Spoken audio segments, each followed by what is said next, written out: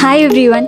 So ఈరోజు వీడియోలో మనం 2 టాపిక్స్ గురించి డిస్కస్ చేద్దాం. ఫస్ట్ ఏంటి అంటే అమెజాన్ హ్యాకాథాన్ గురించి, ఎన్ని రౌండ్స్ ఉంటాయి, ఎలా ప్రిపేర్ అవ్వాలి అండ్ మీరు ఎలా పర్ఫామ్ చేస్తే మీకు ఇంటర్వ్యూ ఆపర్చునిటీ వచ్చే చాయిస్ ఉంటుంది దీని గురించి. అండ్ నెక్స్ట్ ఏంటి అంటే ఒకవేళ మీకు ఇంటర్వ్యూ ఆపర్చునిటీ వస్తే ఇంటర్వ్యూలో ఎన్ని రౌండ్స్ ఉంటాయి, దానికి ఎలా ప్రిపేర్ అవ్వాలి, దీని గురించి కూడా డిస్కస్ చేద్దాం. Without getting delay, let's get into the video.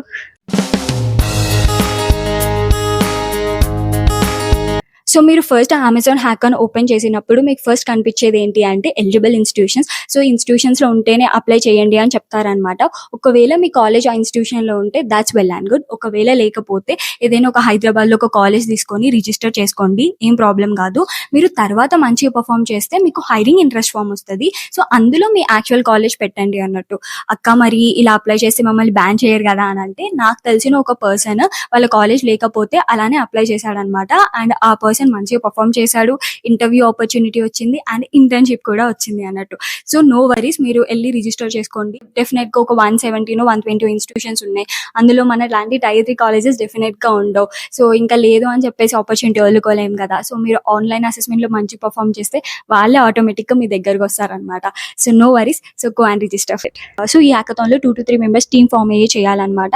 So అందరూ చేసే కామన్ మిస్టేక్ ఏంటంటే హ్యాకథాన్ కదా, సో డెవలప్మెంట్ వాళ్ళందరం టీమ్ ఫామ్ అయ్యి పార్టిసిపేట్ చేద్దాం అనుకుంటారు. కాకపోతే ఈ హ్యాకథాన్లో ఫస్ట్ రౌండ్ మనకి కోడింగ్ రౌండ్ కాబట్టి, and that is a most crucial round అనమాట. 3 మెంబర్స్ మంచిగా పర్ఫామ్ చేస్తే ఆ కోడింగ్ రౌండ్లోనే మీరు నెక్స్ట్ రౌండ్స్కి వెళ్తారు. దాని తర్వాత మీకు ఏ ఆపర్చునిటీస్ అయినా వస్తాయి.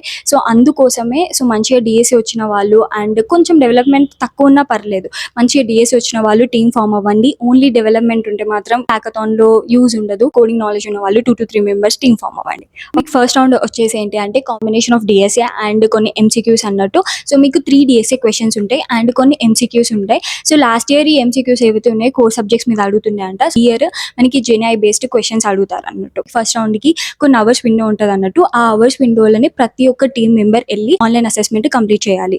అండ్ ఈ ఆన్లైన్ అసెస్మెంట్ మనకి 2 పార్ట్స్ కదా. ఈ డిఎస్ఏ క్వశ్చన్స్ కంప్లీట్ చేయడానికి మీకు ఒక 1 hour ఉండొచ్చు. అండ్ ఈ ఎంసీక్యూస్ ఏవైతే ఉన్నాయో సో అది కంప్లీట్ చేయడానికి మీకు ఒక 1 hour ఉంటుంది అన్నట్టు. సో ఆ విత్ ఇన్ టైంలోనే మీరు అన్ని కంప్లీట్ చేయాలి అన్నమాట. మరి ఏం టాపిక్స్ అడుగుతారు అంటే, నేను కనుక్కున్న వాళ్ళందరి నుంచి నాకు కామన్ గా తెలిసిందంటే ఈ డిఎస్ఏ టాపిక్స్ ఏవైతే ఉన్నాయో మేజర్ గా గ్రాఫ్, గ్రీడీ, టీపీ, ట్రీస్, ఈ 4 టాపిక్స్ మీద బాగా అడుగుతారు అనమాట. సో మరి ఎలా ప్రిపేర్ అవ్వాలి అని నన్ను అడిగితే, సో ఆల్రెడీ మీకు ఒక 20 to 30 days టైం ఉంటుంది కాబట్టి, సో ఫస్ట్ ఏంటి అంటే ఈ టాపిక్స్ ని ఒకసారి బ్రష్ అప్ చేసుకోండి. మేజర్ గా ఏంటంటే ప్రతి ఒక్క టాపిక్ లో ఏమేం ప్యాటర్న్స్ ఉన్నాయి అనేది అర్థం చేసుకోండి. ప్యాటర్న్స్ ఎలా రికగ్నైజ్ చేయాలి అనేది అర్థం చేసుకోండి. This is one of the important part in learning DSA. Okay, తర్వాత ప్రతిరోజు మీ టీం వాళ్ళందరూ కూర్చొని 2 కాంటెస్ట్లు ఎవ్రీ డే ఇవ్వండి. దాంతో పాటుగా ఏంటంటే మనకి ప్రాబ్లమ్ ఆఫ్ ది డే ఏదైతే ఉందో సో దాన్ని కూడా మీరు విత్ ఇన్ టైం సాల్వ్ చేయడానికి ట్రై చేయండి అనమాట. సో ఎద్దైనా మీరు ఎంత సైవర్ షీట్ చేసినా ఏం చేసినా కానీ మీకు స్టాండర్డ్ క్వశ్చన్స్ అయితే పక్కా అడగరు ఆన్లైన్ అసెస్మెంట్స్లో. మీకు ఏం తెలవాలి అని అంటే, మనకి ఏదైనా కొత్త ప్రాబ్లం ఇచ్చినప్పుడు మనం ఆ ప్యాటర్న్ రికగ్నైజ్ చేయగలుగుతున్నామా, విత్ ఇన్ టైం సాల్వ్ చేయగలుగుతున్నామా, సో అది ఇంపార్టెంట్. అండ్ అది మీరు కాంటెస్ట్లు చేసినప్పుడు and problem of the day within time solve చేసినప్పుడే వస్తుంది అన్నట్టు. So I recommend you to do it every day.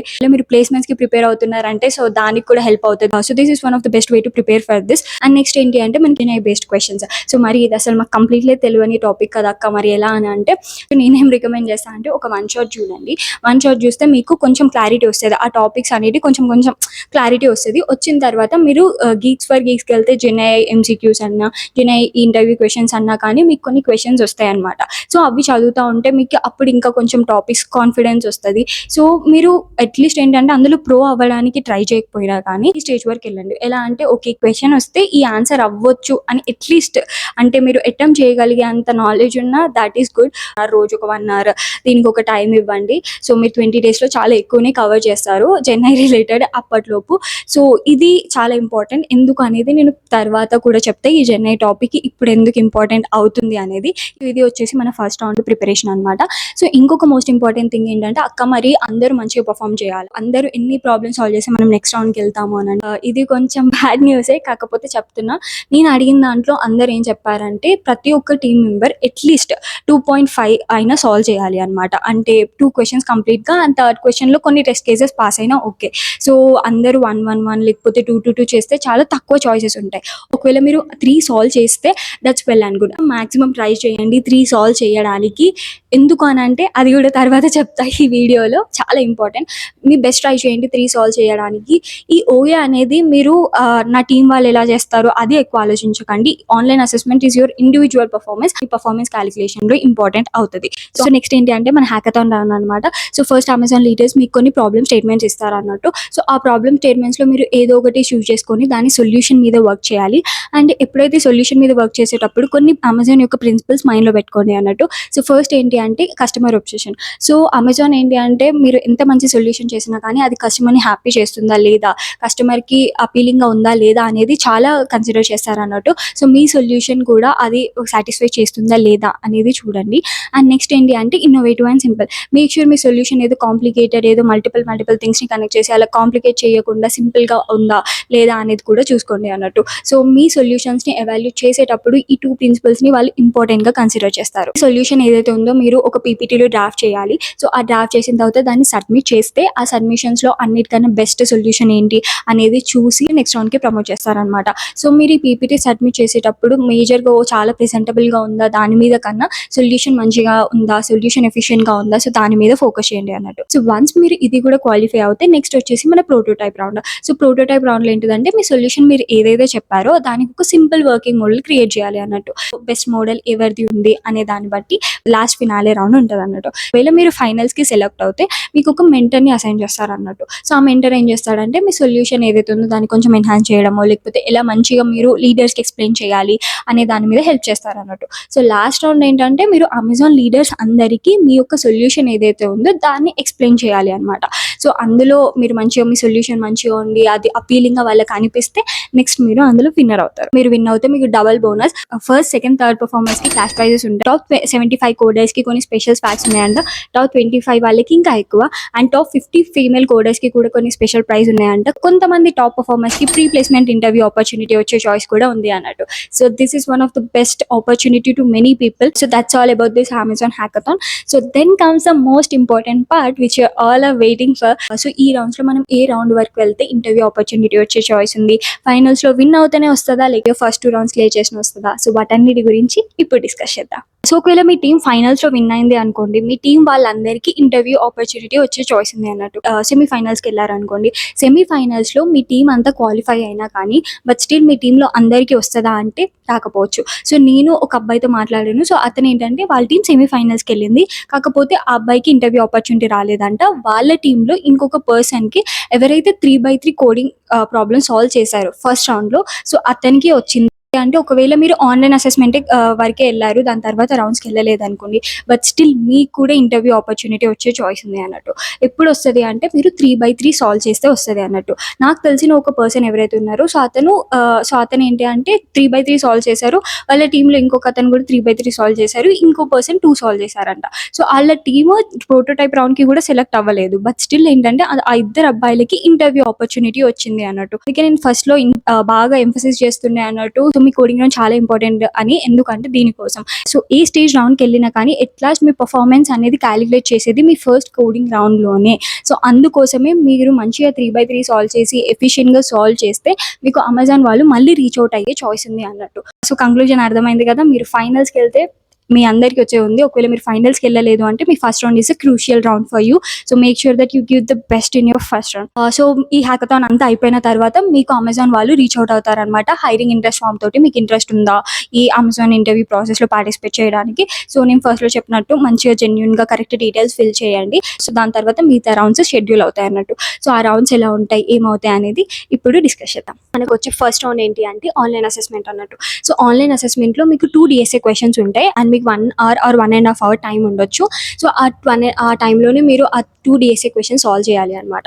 So try to solve 2 DSA questions or 1.5 అయినా కానీ మీకు వచ్చే అంటే నెక్స్ట్ రౌండ్కి వచ్చే చాయిస్ ఉంది అన్నట్టు.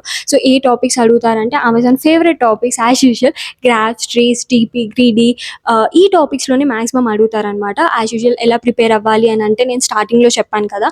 సో అప్పుడు ఆన్లైన్ అసెస్మెంట్కి ఎలా ప్రిపేర్ అవ్వాలని అదే స్ట్రాటజీ ఫాలో అవ్వండి. That is the best one. Okay. So దీంతో పాటుగా వర్క్ స్టైల్ అసెస్మెంట్ అనేది ఉంటుంది అనమాట.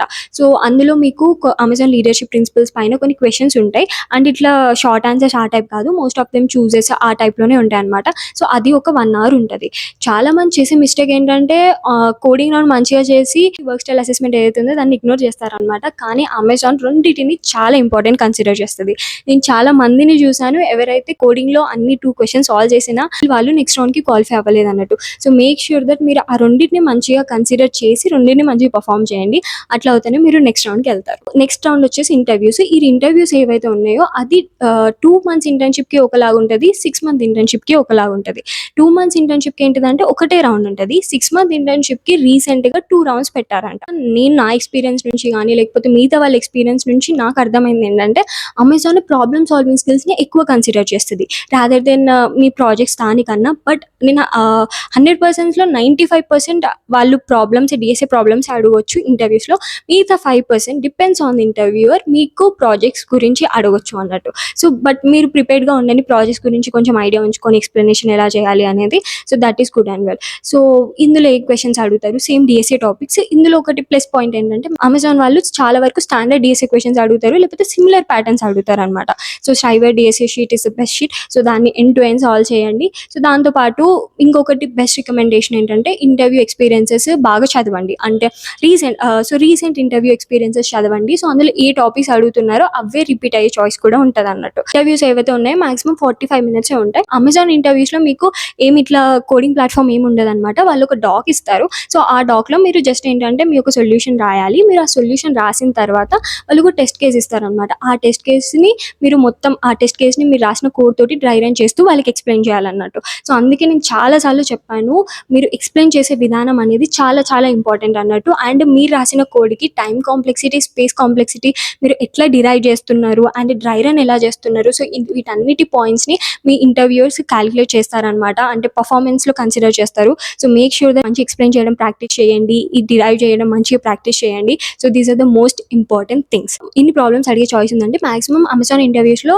మీరు 1 problem end to end code చేయాలి, అంతా అయిపోవాలి అనమాట. నెక్స్ట్ ప్రాబ్లమ్ ఏదైతే ఉందో సో దానికి అట్లీస్ట్ క్యూరేట్ అప్రోచ్ ఎక్స్ప్లెయిన్ చేయగలిగారు అని అంటే that is well and good. ఒక మాక్సిమం ఏంటంటే ఫస్ట్ అట్లీస్ట్ ఒక్క ప్రాబ్లమ్ అయినా సాల్వ్ చేయండి. ఒకవేళ అట్లీస్ట్ ఒక ప్రాబ్లమ్ సాల్వ్ చేయకపోతే అది ఒక రెడ్ ఫ్లాగ్ అవుద్ది అనమాట. దానికి మీరు వెళ్ళే చాయిస్ ఉండకపోవచ్చు. So make sure that 1 problem కంప్లీట్గా సాల్వ్ చేయండి and next problem at least like approach వరకు వెళ్ళండి. అడుగుతారు ఇంటర్వ్యూస్లో. రీసెంట్గా ఇంటర్వ్యూ అయిన అమ్మాయిది నేను అడిగినప్పుడు ఏంటంటే మధ్యలో ఏంటంటే జెనై బేస్డ్ క్వశ్చన్స్ కూడా అడుగుతున్నారంట కొంతమంది ఇంటర్వ్యూవర్స్. మేక్ ష్యూర్ దాని గురించి కూడా కొంచెం తెలుసుకోండి. అందుకే నేను స్టార్టింగ్లో చెప్పాను జెనై గురించి కూడా మంచి చదవండి, మీకు అది ఇంపార్టెంట్ అవుతుంది అని.